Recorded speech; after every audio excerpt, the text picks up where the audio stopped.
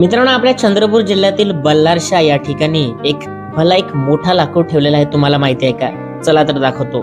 जवळपास 40 मीटर उंचीचा लाकूड या ठिकाणी ठेवलेला आहे.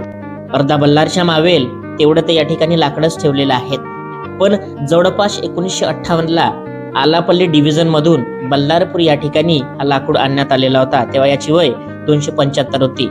पानिपतची तिसरी लढाई असेल, डॉक्टर बाबासाहेब आंबेडकरांचा जन्म किंवा स्वातंत्र्य असेल. सांगण्यात येतं की याला आणायला जवळपास 2 हत्ती, एक ट्रॅक्टर आणि 25 माणसं इतकी मेहनत लागलेली होती.